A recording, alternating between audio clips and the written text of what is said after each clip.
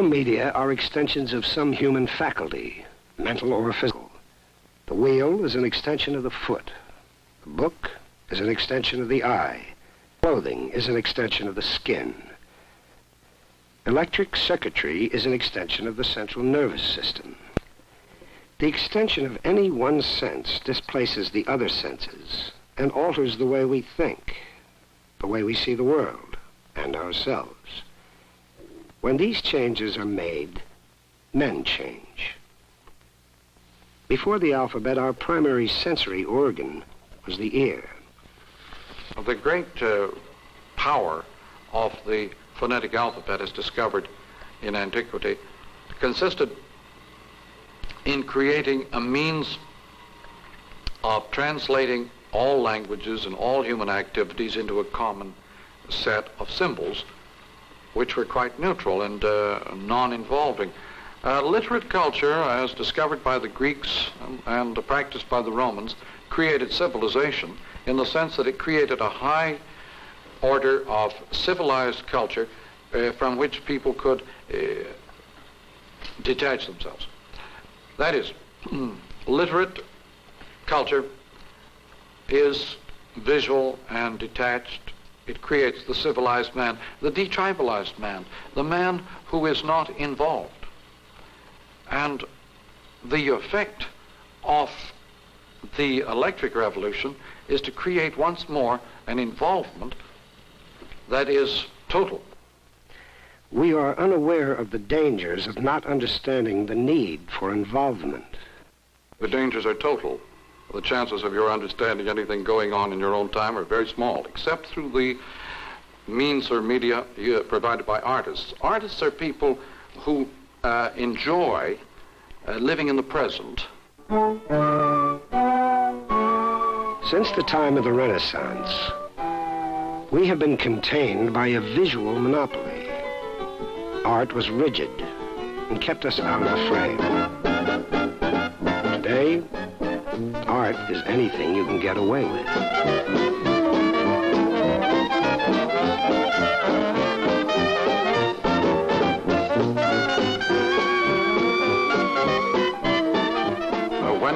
My own way of testing the sorts of effects that any new form is likely to have on us is to keep a sharp lookout on changing styles in the arts.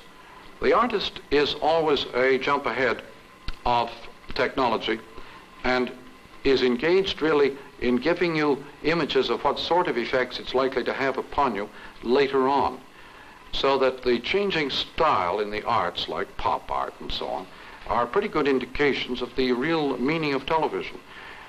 Pop art simply tells you the only art form left for you today is your own natural environment. You have now to program it as if it were a work of art and an environment. So to suddenly be confronted with the need to use the human environment itself as art form is one way of drawing attention to the fact that the new environments created by new media require a certain amount of human programming and control for our psychic life. Why should art and culture suddenly become very big business, like big science? The reasons are tied up with the fact that we're living in an information age. When you live in an information age, culture becomes big business, education becomes big business, and the cultural explosion or the information explosion becomes itself culture. It knocks down all the walls between culture and business, as between education and business. There's no longer any gap between the campus and the Wall Street or very big business. If anybody can participate in this whole area of exploration and discovery, and so I try to tease people and to urge them to get into these activities of discovery. Children love it. You can quickly get them going because one reason being they sense that here is an area in which I can become far more expert than my teacher. What about pop art? Why pop? Why not mom? Art used to be mom's province. Suddenly, pop art. It's a pun. Puns, jokes, humor as a system of communications and as a probe of our environment. It doesn't deal in theory, but in immediate experience. And it's often the best guide to our changing times. One of the strange features of our time is the joke without the storyline. Simply the gag, like the surgeon, the expensive surgeon who, when his patients couldn't afford surgery, would offer to touch up the x-ray for free. Or the Polish jokes like Alexander Graham Kowalski, the first telephone pole. That was the first Polish joke I ever heard. One of the best. It's possible, or the what's purple and hums? Why, naturally, an electric grape. Well, why does it hum? Doesn't know the words. And these jokes have no storyline. They're just conundrums, and the kids eat them up. They think the old storyline jokes are for strictly square. In the electric age, you don't have a continuity in the old sense. You don't have a strung out continuum. Everything happens at once. Everything goes over everything else, and so everything affecting everything else. There are many examples of this, and it helps to bring to mind that every joke really reveals a grievance. Humor comes out of a world of unhappy and bitter grievances. Hence, many of the jokes in our society, most of the jokes in our society, the good ones, come from ethnic groups, various minorities who have some sort of gripe. Nine. Or say manic. Clothing as a means of communication? Don't you think they're trying to tell you something? The whole world of teenage dress is a world of icon in one hand, in the sense that they stress all sorts of images with strongly marked bounding lines. But these images, the costumes that they prefer, are the ones that highlight role-playing rather than individual identity. They would rather be involved, well, for example, a judge with a wig doesn't represent any private entity whatever. He is a role, a function in the whole society. The surgeon in his white coat, the scientist in the white coat, this is role-playing, and this appeals deeply to the young, the teenager type. The wearing the long hair, the beards and so on, this suggests involvement in depth in role. And it's not a private identity so much as a corporate one. The new teenage craving, and unconscious, they're not quite unaware of why, is to drive toward corporate involvement in role-playing. Role-playing has been a game going on in management centers and so on for years as a way of discovering who am I in this organization. Popular hit parade music is still very close to speech patterns.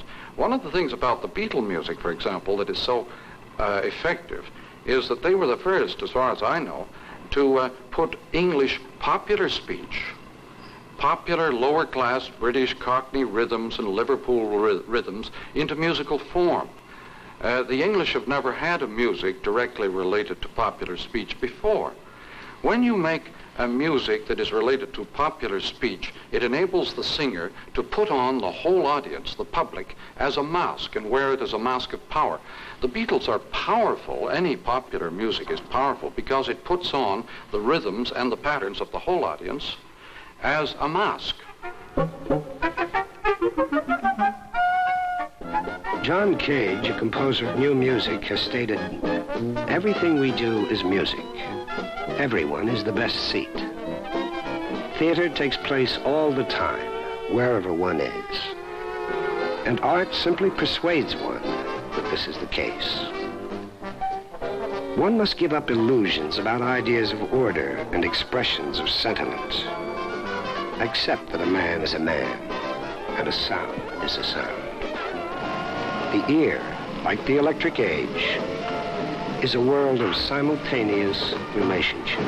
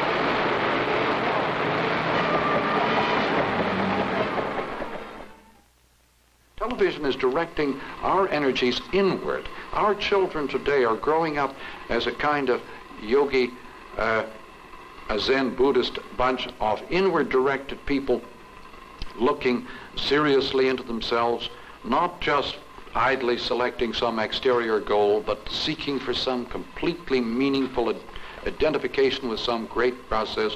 That's why Youth Peace Corps and so on appeals to children. It's not a job. It's a completely involving role. And so the television, I would say, has had this extraordinary effect of driving Western man inward. Western man has triumphed over nature because he's been oriented outward at the visible world. And now with television, he is being oriented inward to the invisible world.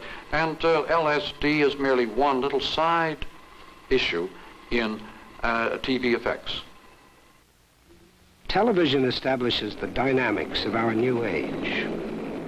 With its always scanning finger, it reintegrates the human senses, thereby making books obsolete. Books are now art objects. Television demands participation and involvement of the whole being.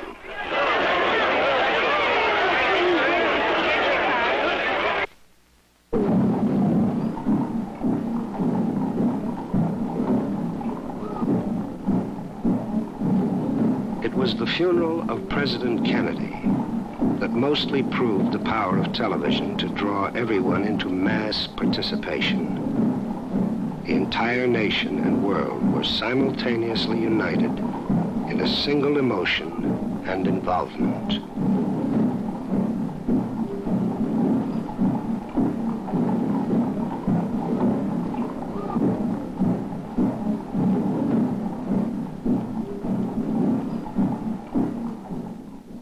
Kennedy came into office as the first TV president with a resulting involvement on the part of all age groups in his whole presidency that was quite unexpected, and so that his assassination created a corresponding violence of response that was quite unexpected on all age groups and in many other parts of the world besides our own.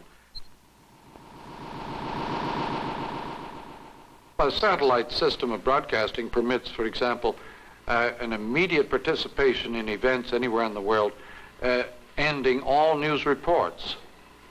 What we call a news report is a verbalized substitute for participation in that event. With satellite broadcasting, you just go to the place and participate directly in the sufferings or the events of that area, floods or whatnot. Whether this will tend to create a new kind of news, I don't know. For example, at the present time, what we automatically think of as news is just bad news. If it isn't bad news, it isn't news. If it's good news, it's likely to be PR or advertising. And it takes an awful lot of bad news to sell all that good news that we have to carry in our newspapers and magazines. What type of presidential candidates will best lend themselves to television? Oh, well, they have to be flexible, casual, Will Rogers-ish, Jack Parrish. They have to have a kind of informality and casualness that is suited to the medium. The more ramrodish, rigid types will just not go down with the TV viewing public at all. It's a sort of turning TV over to the casting bureaus, and politics, having become show business, is increasingly in the hands of the casting agencies. The railroad radically altered the personal outlooks and patterns of our society. It bred and nurtured the American dream.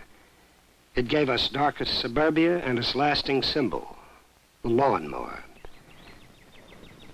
The circuited city of the future will not be the huge hunk of concentrated real estate created by the railway. It will take on a totally new meaning under conditions of very rapid transit and communication. Well, the city, created partly by the railway as a railhead, the city has undergone strange transformations with the motor car on one hand and the airplane on the other hand. The tendency of the motor car is to extend the city as a ribbon development right across vast territories, so that between here and Boston is like one city. Between here and Washington is a city. And on the other hand, the airplane sort of leapfrogs over those spaces and wipes out roads, wipes out the big city.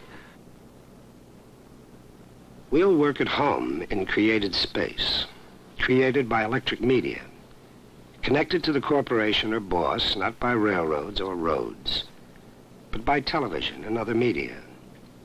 We'll relay information by closed circuit, two-way TV, and by computer systems. The great massive American rush hour will be over, and to hell with driving. When many of these kinds of developments begin to occur in many forms at once, at very high speeds, then it becomes easy to perceive the pattern. When things happen relatively slowly, it's like still shots on a film. If you look at them one at a time, it's very slow. You don't see very much change, but project them at a reasonable speed and the pattern of development becomes perfectly evident. We are now living in a world where things change so rapidly that anybody can spot the configuration, the pattern of change. And we're living increasingly in a world of pattern recognition instead of just classified and isolated items. The whole speed up has tended to make everything much more intelligible and understandable than in the past. The speed of electric communication alone does not allow us to use purely visual material to comprehend the world. They are just too slow to be relevant or effective. We are moving from the habit of data classification, for they refer only to the past, not the present. Advertising agencies have always been mystified as to why is the storyboard more effective than the final product. And the answer to that is very important. It is that the incomplete form allows the audience more participation than the completed form. And now, a word from our sponsor. How many times do you suppose you've heard words to that effect announcing a commercial? Often, probably, since they're sandwiched between the hours of TV viewing time. The quality and entertainment level of the commercial is getting very high. Fierce competition keeps the advertising agencies constantly reevaluating and recreating their images. To get and hold the viewer's attention, the advertisers reach for new ideas. More and more, because of repeated showings, the new approaches become familiar and accepted.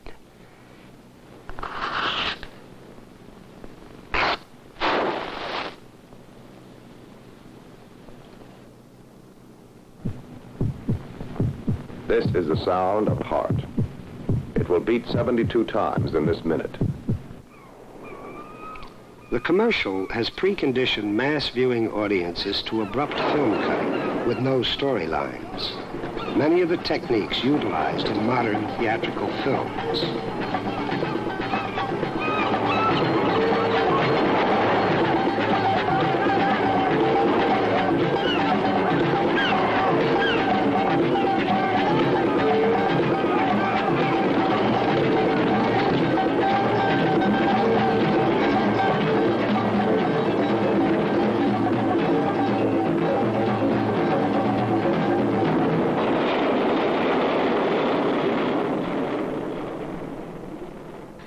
Fellini and Bergman and such pull the storyline off the film, and the result is that you become much more profoundly involved in the film process. When you put a storyline on a novel or a film, you're much less involved. All right, the detective story. Edgar Allan Poe discovered, you see, that if you take the storyline off the detective story, the audience has to participate and make the story as it goes. And so, paradoxically, pull the storyline off any situation and you get a much higher level of creative participation on the part of the reader or the audience. And the Fellini 8.5 is a world where the audience has to work very hard, same as abstract art.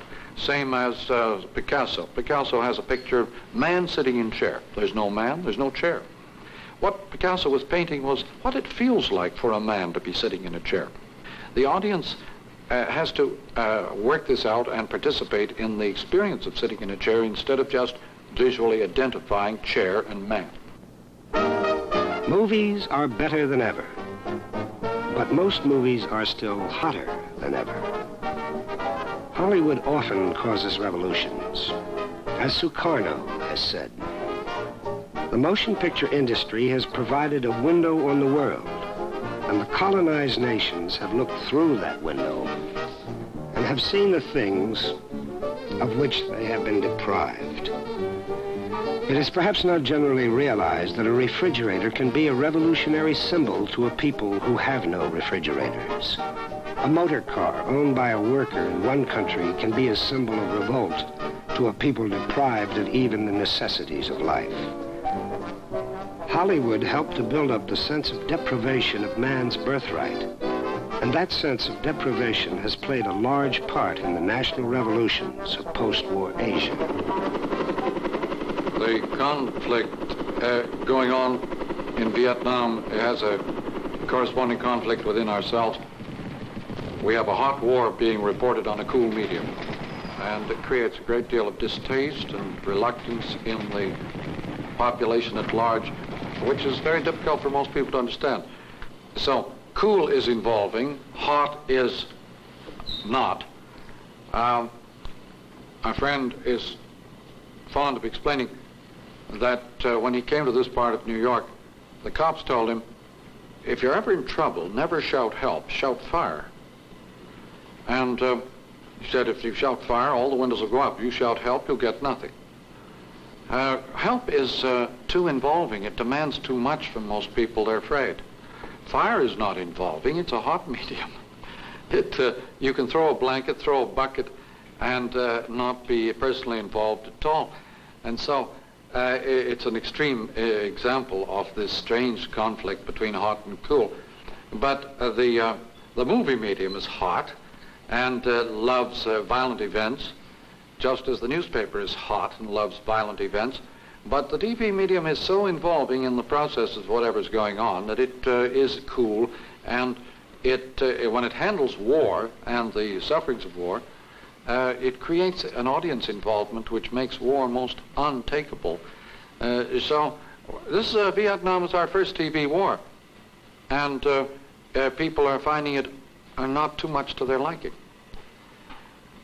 It may be necessary to ban it altogether from TV from now on. Media reach out to the very furthermost corners of the world. Hopefully, more and more cool media will be getting there soon, to cool the temperatures raised by the hot media like radio and film. Real total war has become information war. The Cold War is the real war front, and should be the only war, surrounding and requiring the involvement of everyone, all the time, everywhere. Whenever the bloody hot wars are waged, they are conducted in the backyards of the world with the weapons of the old technologies. The hot wars are tragedies which needlessly kill, maim, and destroy. The latest technologies have made hot wars meaningless, for there can be no victory. The hydrogen bomb is history's exclamation point. These technologies we play with create an inevitable chain of consequences. These consequences are inevitable only to people who are not paying attention to what's going on or to what they've done. You know, you press a button and start something. It's not inevitable that you must press the button. If you understand what's going to happen when you press it, doesn't it must press it. These are difficult times because we are witnessing a cataclysmic clash of two great technologies. The print technology of yesterday and the electric technology of today. We approach the new technology with the psychological conditioning and sensory responses of the old. We are faced with possible failure, the attempt to do a job demanded by the new environment with the tools of the old. People have always been unaware of new environments because they're afraid of them.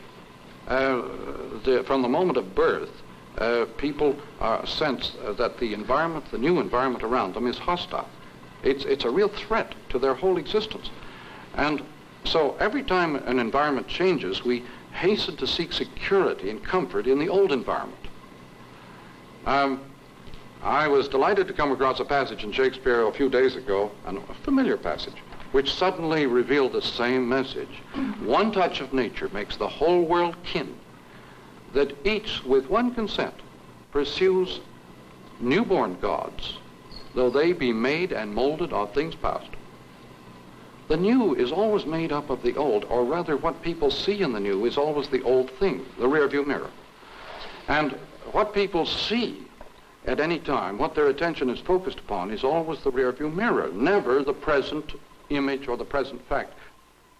The future of the future is the present. And this is something that people are terrified of. The past went that-a-way. When faced with a totally new situation, we tend to attach ourselves to the objects, to the flavor of the most recent past. Suburbia lives imaginatively in bonanza land. We look at the present through a rear-view mirror. We march backwards into the future. There are detracting voices who cry out, "The stars are so big, the earth is so small. Stay as you are." But can we afford to?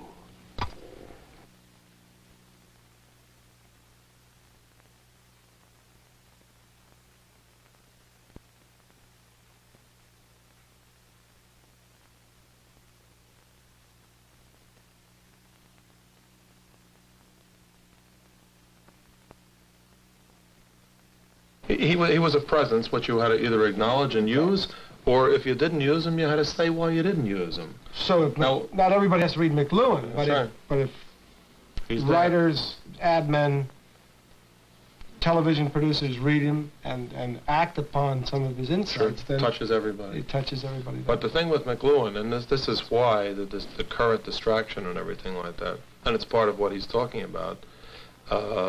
He's a victim of his own theories as well as the creator of them, is the fact that the time span, which in Freud would have gone over 10, 15, 20, 40 years, is now happening to this guy in 18 months.